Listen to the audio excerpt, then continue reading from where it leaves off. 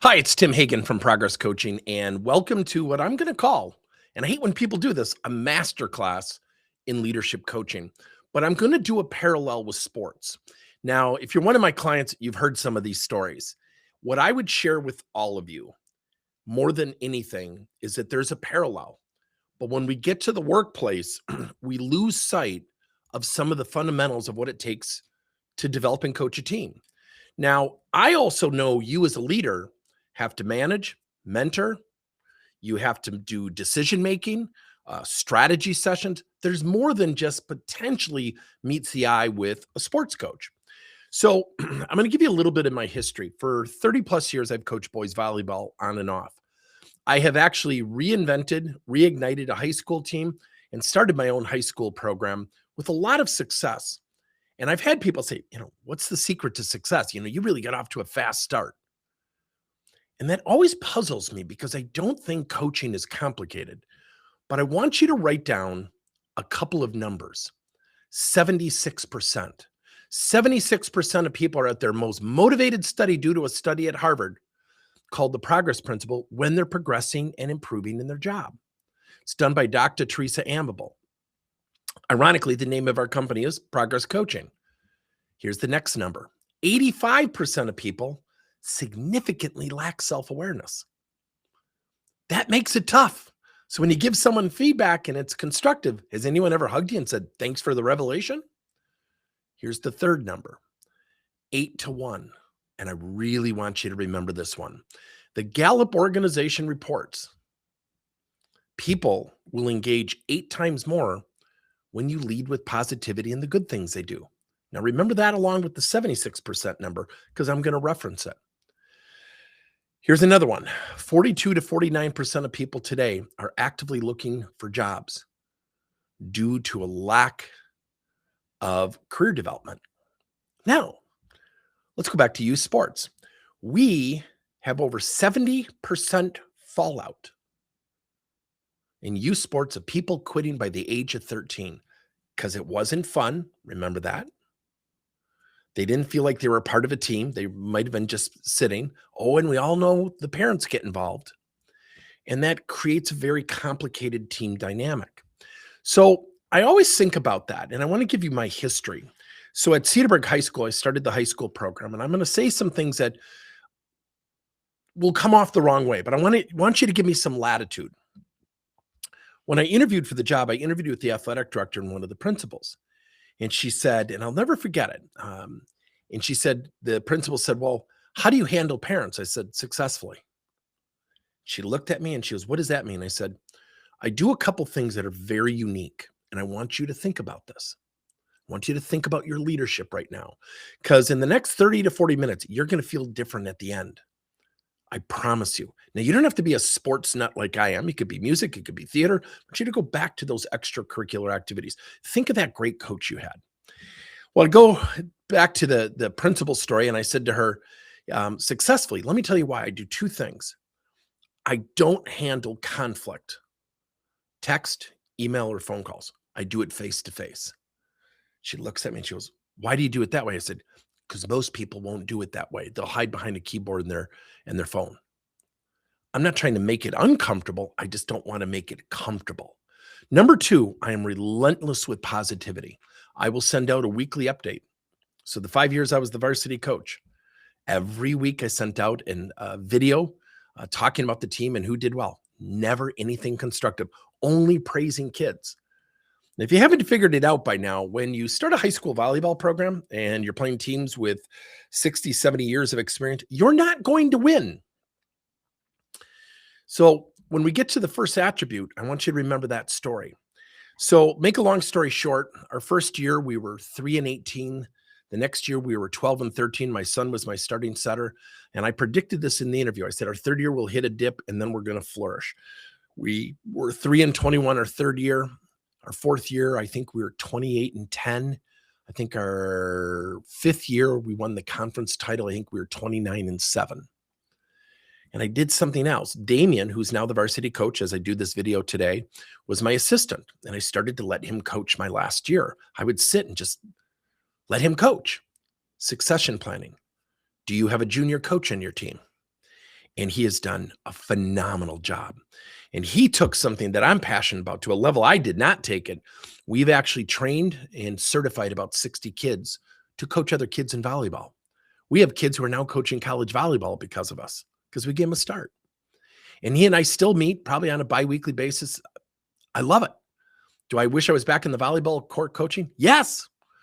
Just not something I want to do time-wise now. So there's that parallel, right? So in our first 11 years of the program, I won the conference title the first time and I called it a day. Then I went back to coaching freshmen to support him. Then I got his son involved, who is a hyper introvert, phenomenal coach. He'll probably take over the program here in the next year or two. Succession planning, always coaching for the future. We won the conference title 6 of our first 11 years. It's unheard of. Now, what did we do? We use leadership techniques, which I'm going to talk about. We use feedback techniques, which I'm going to talk about.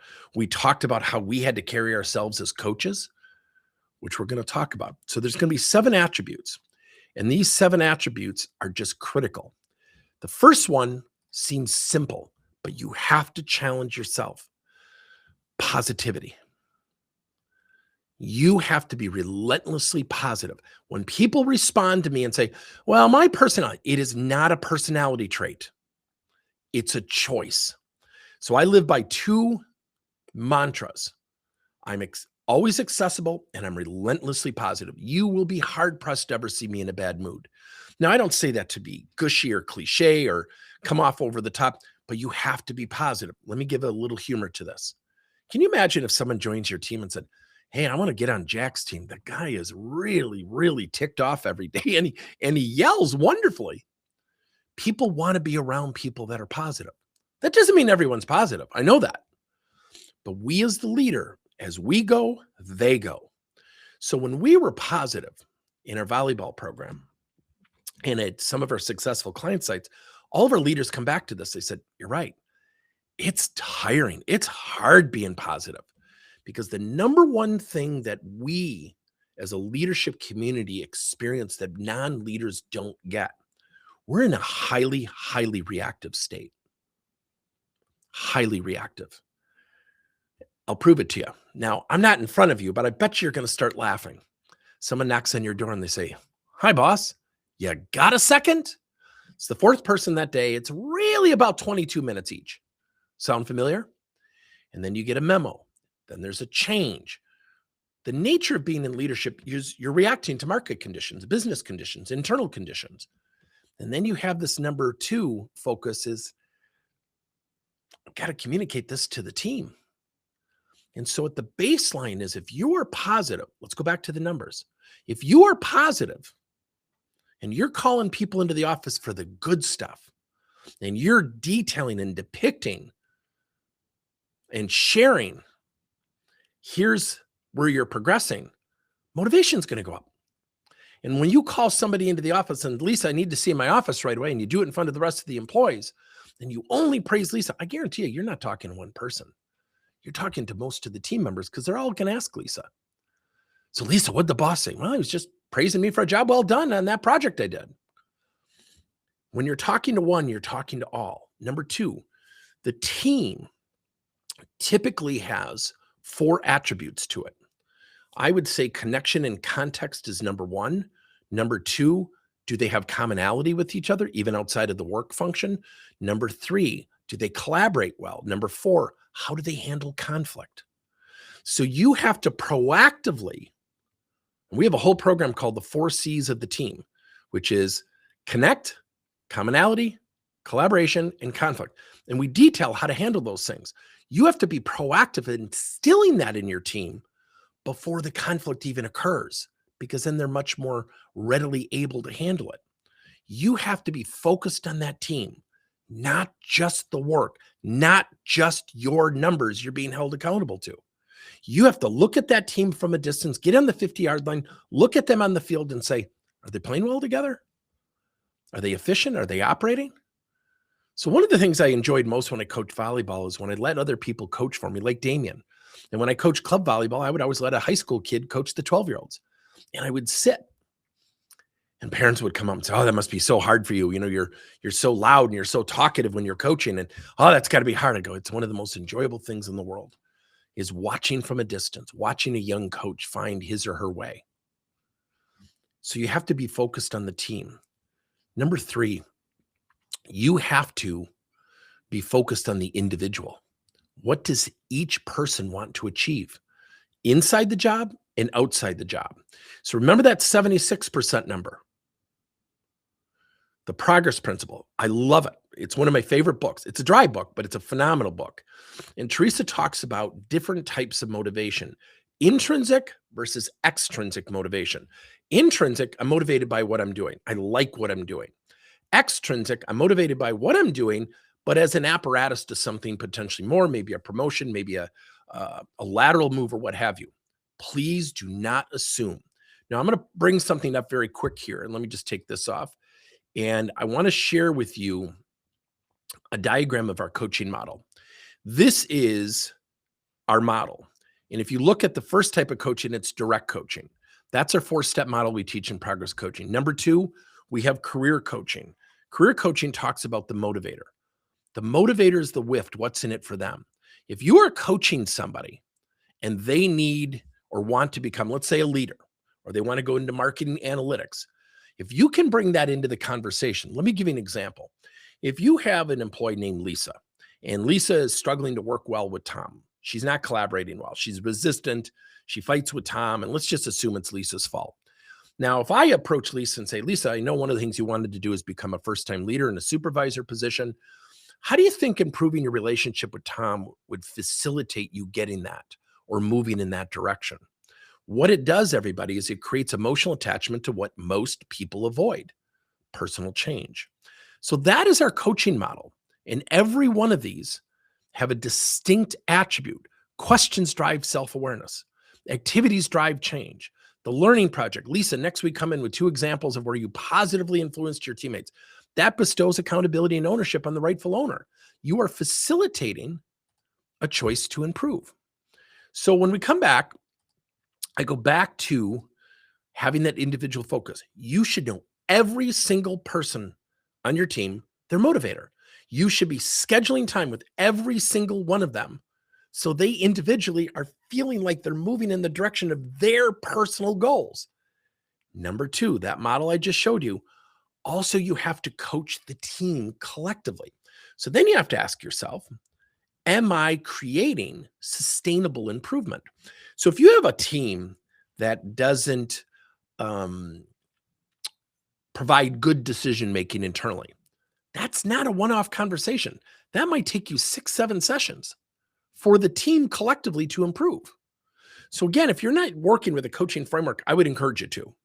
If you're a Progress Coaching customer, you know what I'm talking about. But that individual focus, and you have to schedule time. So that methodology, and I'm going to bring it back up here again, is that when you look at this model, the 4-step model is applicable to the group as well. So I might say to everybody on the team, everybody next week, I want you to come in with 2 things that you did the prior week that really represented good decision-making as we defined it. And we're going to go around the room and share it. It can literally be that simple. So number 5, focus your coaching in 12-week increments. So we teach something in Progress Coaching called effort, progress, and results. I remember when I was coaching volleyball and I had a kid who ended up coaching for me, Jack Pellman. Love this kid. Now he's married and went to his wedding, so he's not a kid anymore. But I would, he always asked me, and he was always so inquisitive. He's such a smart young man. And I said, just remember, change doesn't happen right away. It goes in 3 doses: effort, progress, and results. And I'll never forget it. And I don't even know if he would remember this. He said, "That's why you are the way you are." I said, what do you mean by that? And he said, "I always wondered when you would be so positive after matches after we would get clobbered." He said, "You didn't have to be. You had to get us feeling good." I said, "Yeah, I live by this, Jack. Help people feel good about getting better." Write that down. Help people feel good about getting better. So when you focus your coaching individually or the team, they will not change. Decision-making, conflict, feedback acceptance, attitude, motivation. That's not a one-off conversation. And that is the number 1 mistake leaders make today. They call somebody into the office and they say things like, well, John, your attitude stinks. You got to cut it out. And we walk away as leaders thinking, I've helped that young man. No, you haven't. You had a conversation in the moment. People change slowly. When someone shows effort, praise it, reward it, hug it, kiss it, take a billboard out. Progress. Remember the 76% number? Pinpoint it so they know what to repeat. Then and only then can you move in the direction of predictable, sustainable results. Now, readiness. As I'm doing this recording, which is in December of 2025, I want to share this with you. As AI is becoming indoctrinated into our workplaces, and we build AI, we have a lot of AI tools. Do I think it's going to replace human-based coaching? No, I actually think it's going to accelerate it. Just a little bit of a side tip there. But our readiness is critical. And most of you who are watching this will not take what I'm about to say seriously. You'll dismiss it. Most people will say, well, yeah, I'm pretty good on my feet. I'm pretty good with people. I would encourage you to pause and share with yourself that you have an opportunity to improve. So I'm going to test you right now. Person comes into your office, and this just happened at our client site. That's why I gave you the date of December 2025. Comes in and says, is my job on the line? Is AI going to replace us? Like, what's going on? And the employee is amped up, they're hyped up, they're nervous, they have anxiety, they're anxious. And I just had a leader, and I want to really share this because I won't share his name. Phenomenal leader. My sense is a phenomenal coach. It's in a virtual cohort that we do with this client. And he said, no. Let me explain AI. AI's here to partner with us. He said all the right things. So I put him into a private room in our cohort, in a breakout room on Zoom. And I said, I love how you responded to your employees. Do you mind if I challenge your premise? He said, sure. I said, are you saying that AI will never replace the jobs underneath you? He goes, well, no, that's not what I meant. And I smiled and he goes, boy, that's interesting. He goes, why did you bring me in here and bring that up? And I said, what I heard, what I interpreted, what I perceived potentially as one of your employees is, I have nothing to worry about. I don't even have to worry about AI. He goes, oh, wow. And I go, look, it's a tough question, right? Because if you say, yeah, AI's scary, it's really going to disrupt us. I don't know if your jobs are safe. You've now got about 10 resumes started.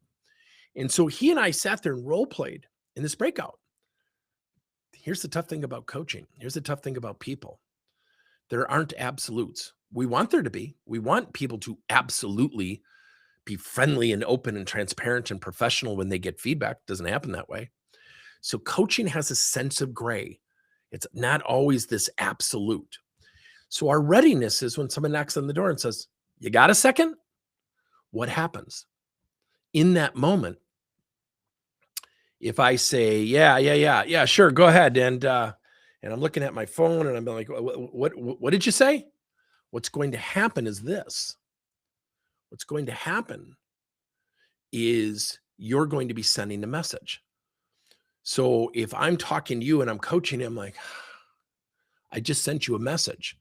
If I said, why would you say that versus what were your thoughts when you were sharing that with your teammate? You're going to ignite different responses. We are all creatures of habit. I've been doing this 34 years. I work with an EQ coach. I work with a personal mentor, a personal coach, and a group facilitation coach.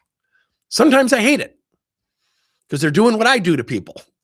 And we have to look in the mirror. Remember the 85% number? I have to be self-aware of my habits. The good ones, certainly so I repeat them, certainly the ones where I have opportunities to improve. Readiness, conversational readiness. Saying to somebody, you know what, I've got a meeting in 7 minutes. Joanne, you will not have my full attention. I want to schedule time with you. Get excited about telling them you don't have time. For saying, no, that won't work right now. Let's reconvene later. And I don't make eye contact. I sent a message. See, our intent is not always equivalent to our perception that we create. And then emotional. See, one of the things when I go back to my volleyball program, and I think Damien's done this probably as well, if not better than I have, is I always had to bite my tongue because I couldn't show my guys the disappointment. I always reminded myself, even 12 years later from starting the program, Damien and I talk about it. And I said, you know, what's interesting? I think the one thing I did really well is I was always positive, but I was always emotionally ready after matches. He said, yeah, you were always upbeat and positive. I go, that was hard because I hate losing. And I said, but I couldn't make it about me.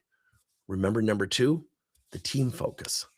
I have a bunch of guys who joined a sport knowing they weren't going to win. Think about that. How many people would take a job knowing they're going to hate it? Like right out of the gate. I'm going to hate this job, but I'm going to take it. It's pretty rare, right? So focus your coaches, readiness, conversational readiness, navigating conversations. So I had somebody say to me, well, this whole AI thing is, I'm near retirement, and it was a receptionist at one of our client sites. And I smiled at her and I said, well, when you're retiring? She said, oh, in 5 years. I said, ooh. She goes, what is that? I said, you seem pretty steadfast in retirement and avoiding AI. I don't want to disrupt your bubble. And I'm smiling. She goes, why? And I said, I want you to think of something. Forget your job. You're the owner of this company. Let's say you get paid $50,000 a year. You schedule appointments for people, you do calendar events. And she said, yeah. And I said, I don't know everything you do about your job. I certainly don't want to trivialize it. And she said, no. And I know her really well. She gave me a lot of latitude. I said, you pay someone $50,000 or you pay someone $5 to do it. Which would you do? Don't answer right away. So I left. I was at a reception station, came back, and I wanted her to think about it. So I used reflection as a tool in the midst of our conversation. She said, well, probably the $5. Why? I said, that's what AI can do. And I could sear the fear. I said, first of all, let me calm you down. I want to do something with you. I don't know if you're going to love AI. I don't know if you're going to hate AI. But what I'm sensing from you is you haven't experienced AI. She said, no. And I said, let me show you something. So I brought up a chat bot and I was showing her something that's equivalent to her job. She goes, oh my gosh, that's terrifying. I said, so you think about your 5-year, your menu of how you want to end things, your plan. Is that the company's plan? She said, wouldn't be mine. I said, yeah. And I said, let's go through some AI stuff together. Let's teach you how to use AI and chatbots and chat GPT, and let's just get you exposed. Literally 6 months later, her job was eliminated because she learned. She actually got repositioned in the company and doing some administrative support work, and phenomenal lady, by the way, really open, but no, she had her own agenda and it's tough. So I want to share this with you on a personal note. My wife went through a very big career change at 27 years. She's a pediatrician. She is a creature habit classic. I just want to go in and see my patients. I love my patients. I don't think my wife even knew how much money she was making. I'm not kidding you. She has like no clue. She just loves being a pediatrician. And all of a sudden, the healthcare organization she was working for was going through some very major changes, very major challenges. And then finally, she ended up, unbeknownst to her, made the decision, I got to leave this place. And she didn't want to, but the way the company was going, she didn't want to stay.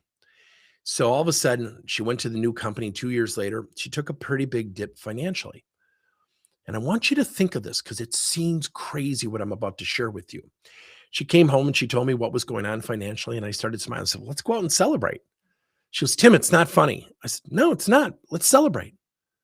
What do we celebrate? I go, Beth, the first time in 27 to 28 years, you've had a financial hiccup and a little bit of a jolt to your job.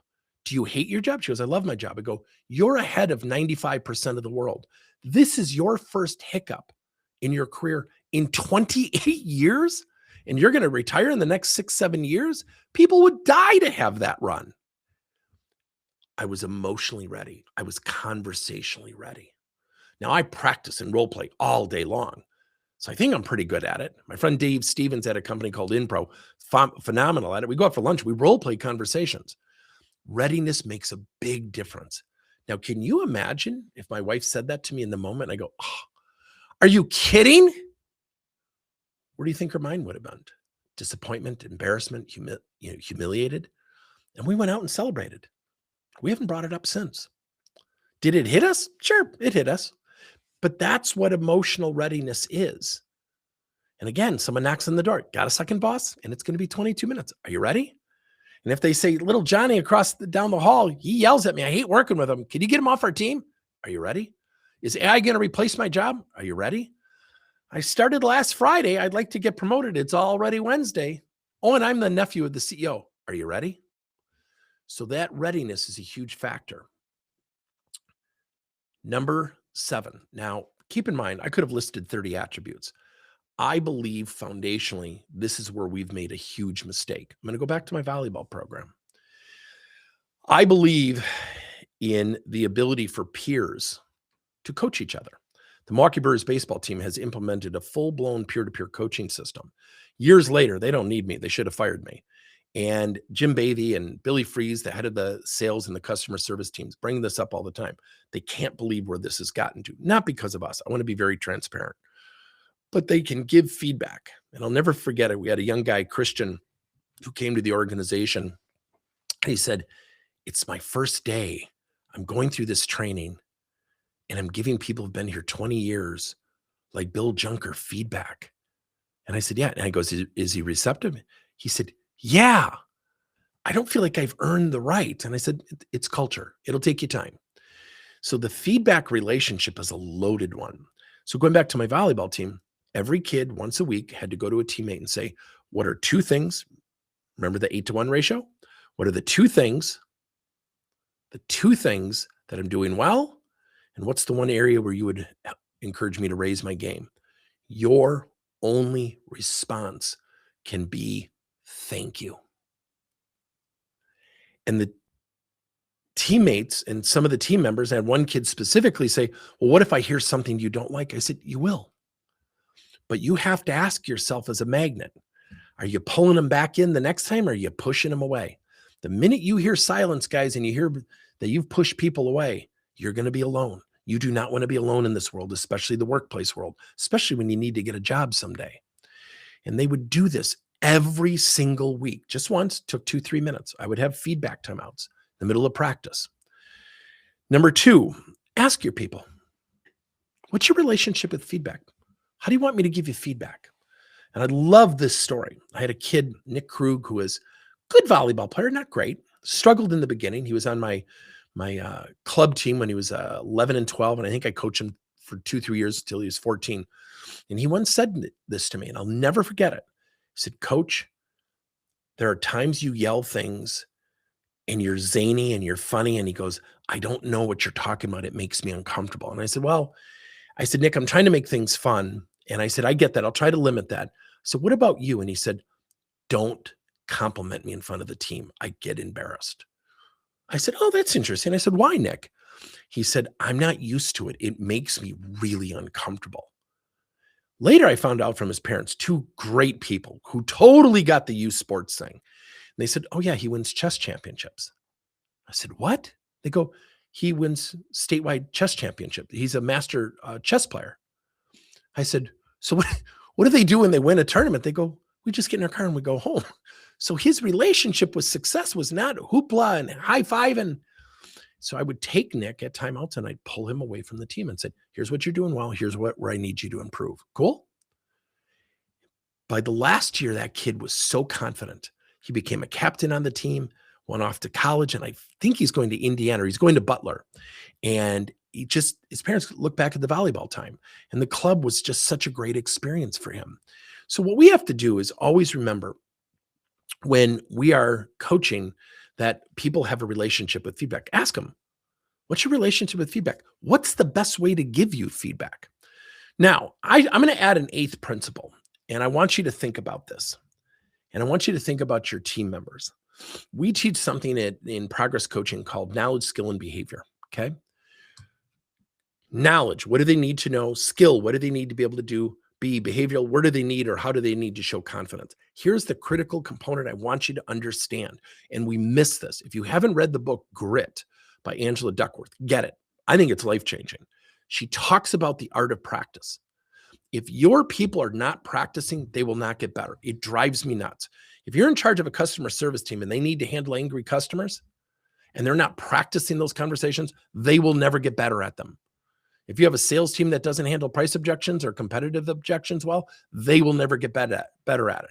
If your team members have to give each other feedback and they don't practice reception to feedback, they will never get better at it. Are you as a leader implementing practice activities?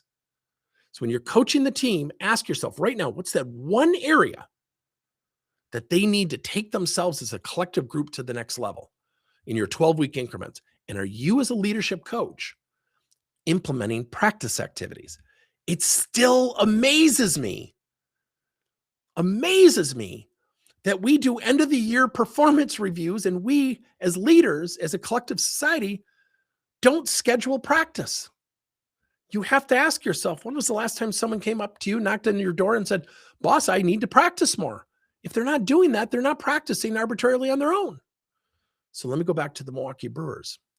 We would practice these conversations the first couple of years.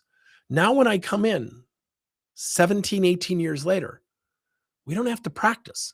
They just hired a new VP of sales and marketing, and I met him this year in 2025. And he came up and he said, I've never seen a group like this. It's so collaborative. They all get up and talk. There's no fear. They give each other feedback. They come up to me and say, if you hear me on the phone, you want to give me feedback, pull me off the phone. I'd love your feedback. He said, where did this start? How did you train them to do this? I go, it's not training. Training started it. Culture cemented it. So you have to ask yourself, are people improving on your team? Are you facilitating that improvement? Every person on your team needs to practice something. Every person on your team as a collective unit, as a team, collectively, they need to practice something. 1, do you know what it is? 2, are you scheduling it? 3, are you facilitating it? Oh, by the way, are you making it fun? Remember the use sports, 70%. See, when you practice, I encourage people to use something called feedback progressions. I don't ask for constructive feedback. So I'll say things like, Bob, you were practicing with Lisa. What did she do really well that she should be proud of? Lisa now hears this from Bob. Lisa, what did Bob do really well? The next round, I say, well, Bob, what are 2 things you did that you're proud of yourself? He answers. Lisa, what about you? I don't ask for constructive feedback for almost 6 different practice sessions because I live by a concept of help people feel good about getting better. So again, the parallel. Sports teams have captains. Do you have a captain? Do you have a junior coach? They have teams that have a rallying cry. Do you have a rally cry in your team? It's not just always the metrics. Have you defined how they're going to collaborate, how they're going to handle conflict? Have you facilitated commonality? Do they really know each other? Let me give you my last testament to that. I actually went out to an organization where everybody knew each other. And I held a session and I constructed some sessions. I said, I want you to get together with a teammate and you have to find out 2 unique things about that person. 5 minutes, go. And everyone starts talking. I said, now I want you to find out 2 things you have in common. And so we got done. It took me 10 minutes, about 60 people in the room. I said, now I want to ask you a question. How many of you felt like you really knew each other walking into this room this morning? Every hand goes up. I said, now stand up if you found out something new about the person you were talking to that you didn't know before coming in here. Everybody in the room got up. When they sat down, I said, how many of you found something that you have in common with that person that was like, oh, I didn't know you did that. You garden, you play beach volleyball, you like to go skydiving, whatever it was, stand up. Every person in the room stood up. Don't underestimate getting your people talking to each other. When they have connection, when they have commonality, they will collaborate. When you collaborate, you will have less conflict. If you have any questions, reach out to us. Let me know if this served you well.